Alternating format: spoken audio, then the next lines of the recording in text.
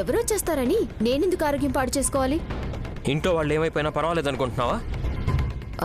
అలా అనుకోవడం లేదు. ముక్కు మొహం తెలియని వాళ్ళని కూడా కాపాడే మా అక్క ఇంట్లో వాళ్ళని ఎలా కాపాడుతుందో చూద్దాం అనుకుంటున్నాను. ఆపద ఎవరికో నైనియోధునికి ఇంకా తెలియలేదనుకుంటా. తనకి తెలియటం కాదు పుత్రా, నీకు తెలిస్తే ఏమైపోతారో కదా.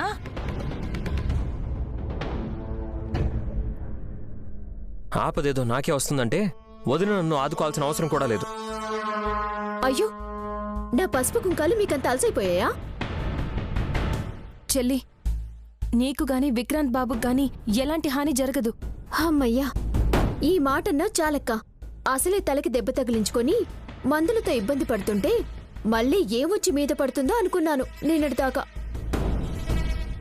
సో మిగిలిన వాళ్లలో ఎవరో ఒకరు బలైపోతున్నారన్నమాట. అయితే అత్తయ్య పెళ్లి రోజు ఫంక్షన్కి బలిదానానికి ఎవరు ప్రాణత్యాగం చేస్తున్నారో పాపం. ఇంకో గడియ దాటితే కళ్ల ముందే సాక్షాత్కరిస్తుంది. ప్రత్యక్ష ప్రసారం అనుకుంటాను. నీది రాక్షసానందమే. విక్రాంత్ బాబు, ఎవరికేం జరిగినా సరే అన్నిటికీ సిద్ధంగా ఉండండి. అలాగే వదినా.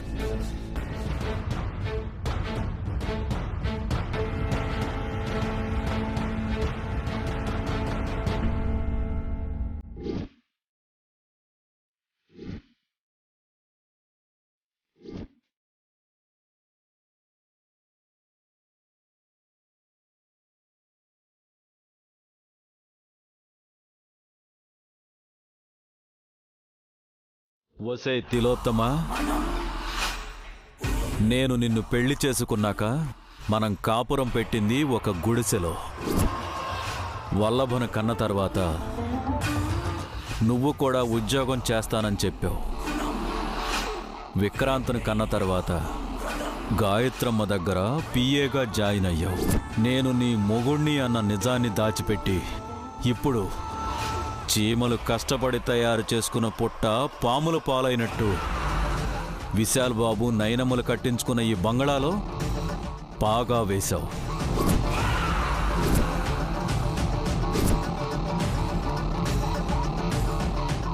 వెయ్యవే వెయ్యి.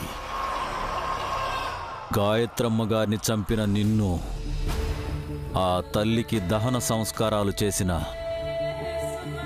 ఇదే స్థలంలో హతమార్చాలని ఈ రివాల్వర్ని తీసుకొచ్చా.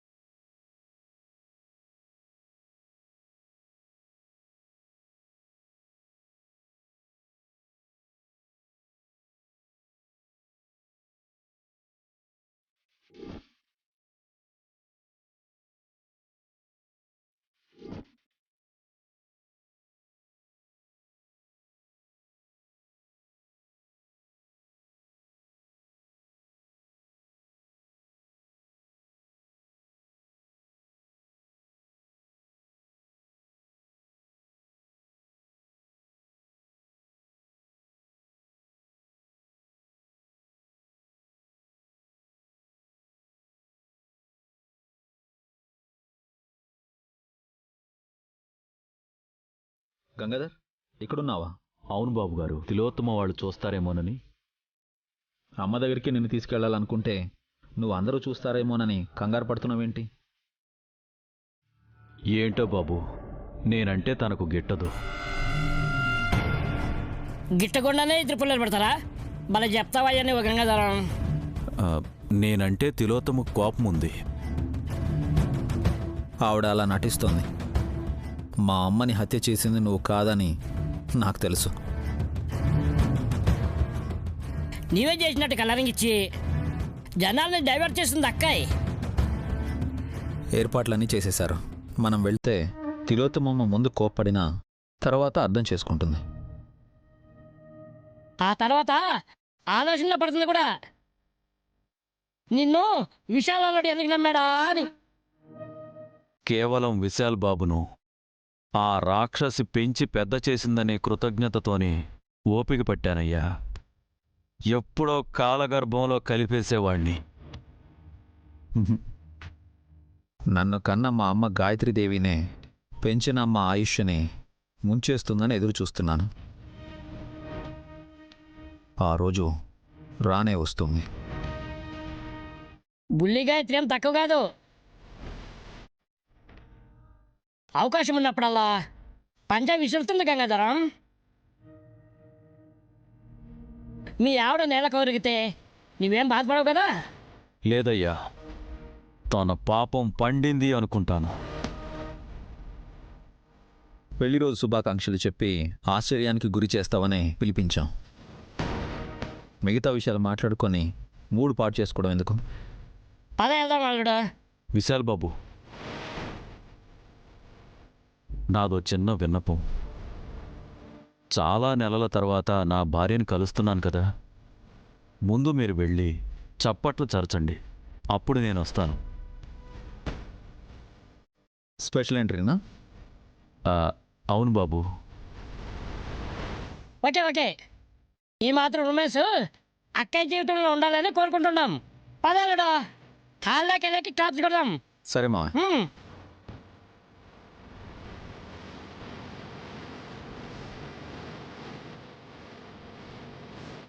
వెళ్ళండి బాబు.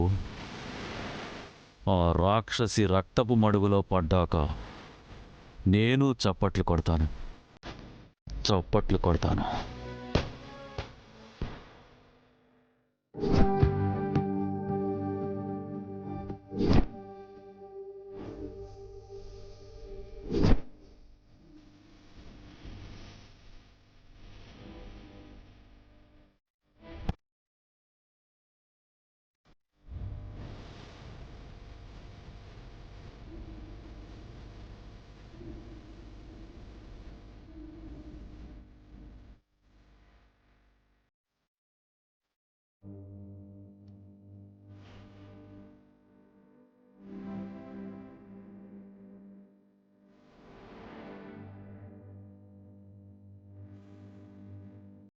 అందరూ రెడీ అన్నారు, హాల్లో కూడా రెడీ చేశారు, ఇంకా అత్తయ్య రాలేదేంటి? కొంపదీసి పోయిందా? అయ్యో అక్క, అవే మాటలు చెప్పలేం చెల్లి.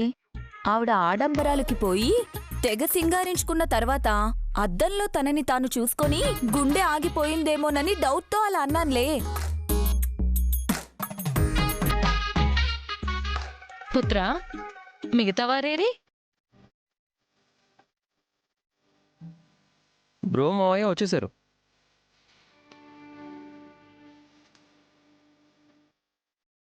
అన్నయ్య అమ్మ రావాలి. సర్ప్రైజ్ చేద్దాం అనుకుంటే ఇంకా రాలేదంటాడు.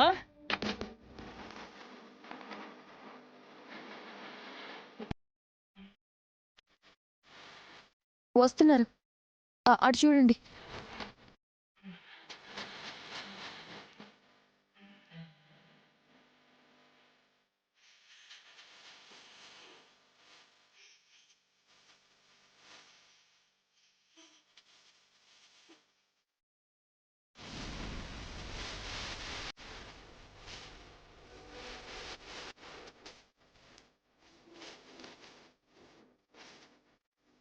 ఈ బిల్డప్లకి ఏమీ తక్కువ లేదు. మృత్యు పలకరించబోతుందన్న విషయం తెలిస్తే ఎంత హైరాణ పడతారో. కానీ అత్తయ్య చావాల్సింది గాయత్రమ్మ గారి చేతుల్లోనే. మరణం ఇంకా ఏ రూపంలోనూ రాకుండా అడ్డుకోవాలి. కానీ ఎలా?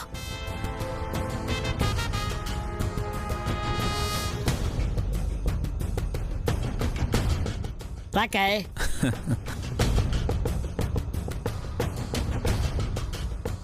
అత్తయ్య, ఈరోజు చాలా అందంగా ఉన్నారు. పెళ్లికల వచ్చేసిందిగా. నీ మొహం పెళ్లికళ అంటావేంటి? నాకింకా పెళ్ళే కానట్టు. ఎవరికి తెలుసమ్మా? జగదీష్ మావయ్యకి మించిన కుబేరుడు దొరికితే మళ్ళీ మీ గుండెల మీద ఇంకొక తాళి తగలదు అని గ్యారెంటీ ఏంటి? హేయ్,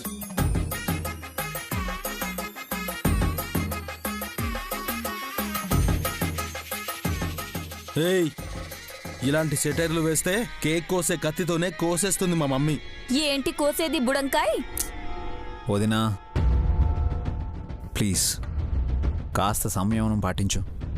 శ్రద్ధాంజలి ఘటించు అన్నట్టు చెప్తావేంటి విశాల్?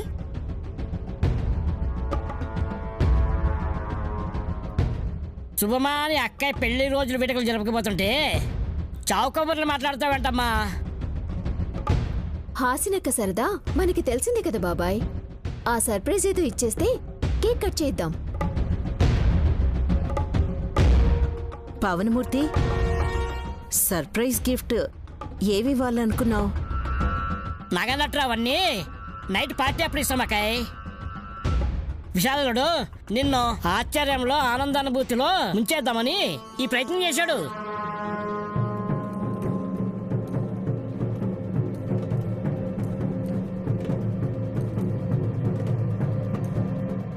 అంతగా థ్రిల్కి గురి చేసేదేంటో మీరు చూస్తారు కదా అన్నయ్య.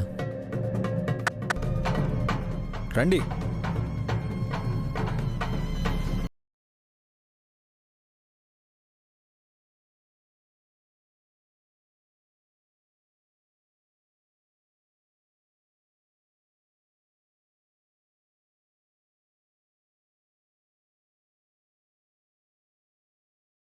చారా నమస్కారం స్వామి.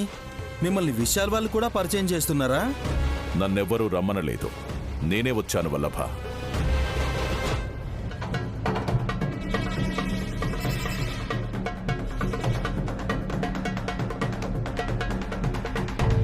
బాబుగారు, మీరింకెవరినైనా రమ్మన్నారా? అవునైని. ఎవరిని? చెప్తే థ్రిల్ ఉండదమ్మా. అల్లుడా ఇంకోసారి క్లాప్స్ కట్టు, వస్తాడేమో. బ్రో, జగదీష్ నాన్నని ఫారెన్ నుంచి రప్పించారా?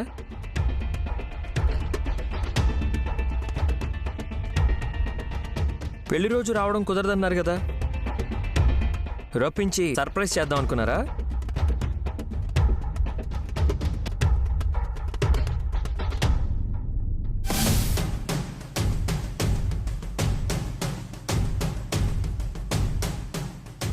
నాన్న రాలేదయ్యా, ఇంకొక స్వామీజీ వచ్చారు. ఓం శ్రీ మాత్రే నమః. అదేంటి అల్లుడు, మనం చెప్పిన రాకుండా ఎవరెవరో వస్తున్నారు? ఎవరో ఏంటి మావయ్య, ఇద్దరూ మనకు తెలిసిన వాళ్ళే. చిన్న కరెక్షన్ బ్రో, అఖండ స్వాముల వారు మీకు పరిచయం, గురువు గారు మన శ్రేయోభిలాషి.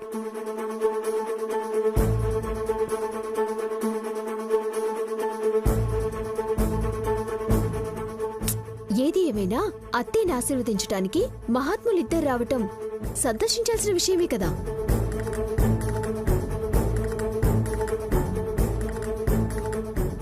అఖండ స్వామి వచ్చింది తిలోత్తమను ఆశీర్వదించడానికి కాదు సుమన.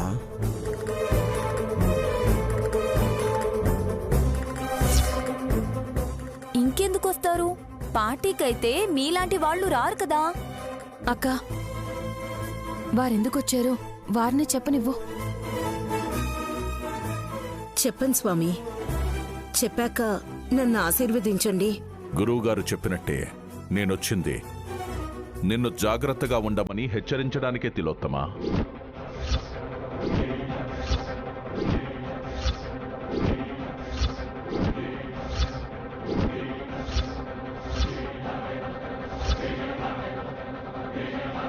ఆనందంగా కేక్ కట్ చేయాలనుకుంటున్న మా అమ్మ మొహంలో భయం మొదలైంది స్వామి. కారణం ఏంటో చెప్తారా అఖండ స్వామి? గండం మీ అమ్మ వైపుకే మళ్ళింది కాబట్టి.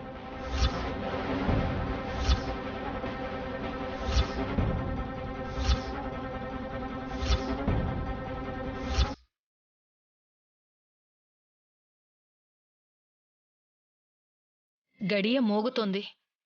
దుర్ముహూర్తం రాకముందే మీ తంతు కానివ్వండి. ఒక్క నిమిషం ఆగండి బ్రో, మీరెవరినో పిలిపించానన్నారు కదా? 2 సార్లు చప్పట్లు కొట్టినా సర్ప్రైజ్ లేదు. అనుకోకుండా స్వాములొచ్చారు. ఈసారి పిలవండి, తప్పకొస్తారు. అమ్మ కేక్ కట్ చేయక ముందు మీరు వస్తే బాగుంటుంది. రండి.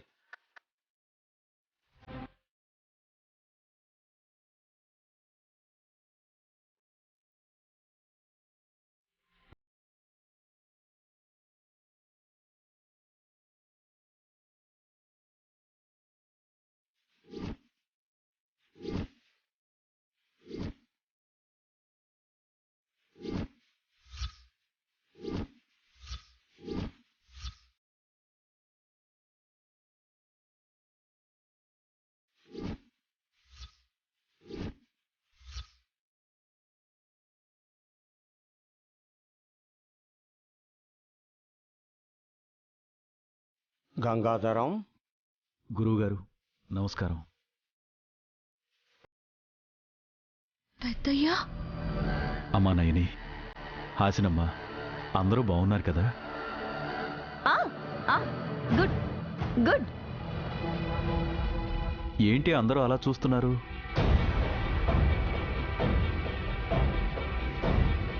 నువ్వు వస్తావని మేమెవరూ ఊహించలేదు నాన్న. పుత్రా, నువ్వు నాన్న అని పిలుస్తుంటే చూడముచ్చటగా ఉన్నది.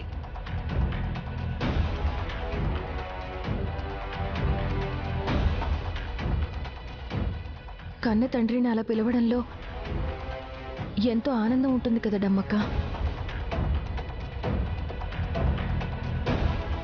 అత్తయ్య గారికి ఎందుకు ఇబ్బందిగా ఉన్నట్టుంది.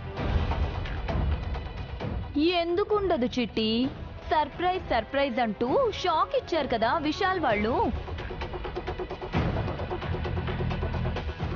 వస్తే గిస్తే గనుక జగదీశుడే వస్తాడని భ్రమపడి భయపడ్డారు కాబోలు.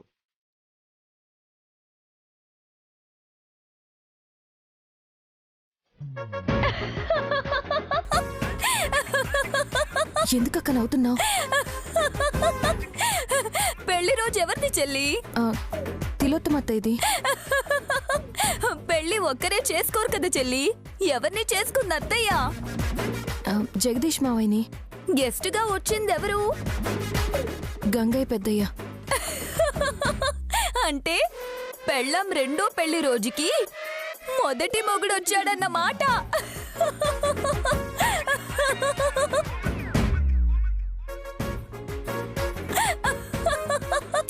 హే నోర్మయ్,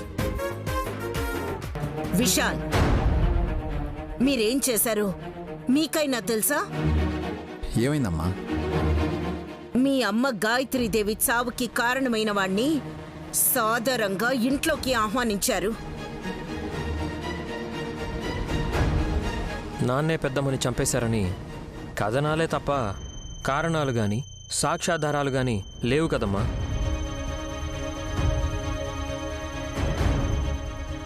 రేయ్, నువ్వు మాట్లాడుతున్నావేంట్రా? అన్నయ్య, విక్రాంత్ అన్న దాంట్లో నిజం ఉంది.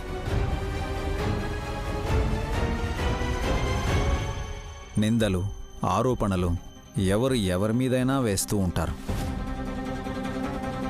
కానీ సత్యం వేరుగా ఉంటుంది. అంటే తిలోత్తమ, నేను గాయత్రమ్మ గారి బంటుని. ఆ తల్లికి సేవలు చేస్తూ నిన్ను, వల్లభని, విక్రాంత్ని ముగ్గురిని పెంచి పోషించేవాణ్ణి.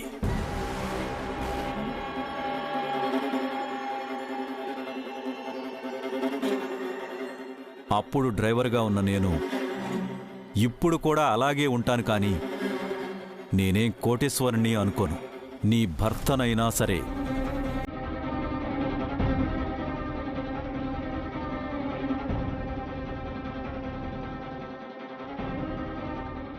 ఎక్స్క్యూజ్ మీ మొదటి మావయ్య, మీరు ఈ భూప్రపంచంలోనే లేకుండా పోయారు అని మిమ్మల్ని మాటలతో ఎప్పుడో చంపేసి జగదీష్ మావయ్యని పెళ్లి చేసుకున్న అత్తయ్య పెళ్లి రోజు వేడుకల్ని జరుపుకోనివ్వండి. లేదంటే ఫీల్ అయిపోయి కేక్ కూడా కట్ చేయకుండా ఫోటోలు కూడా దిగకుండా అలిగి వెళ్ళిపోతుంది.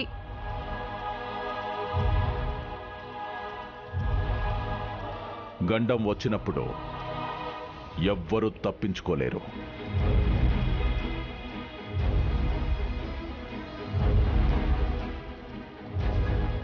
గండం గండం అంటున్నారు, ఎక్కడుంది స్వామి?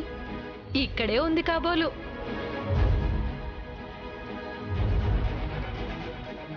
కన్నడ భాషలో గండ అంటే భర్త.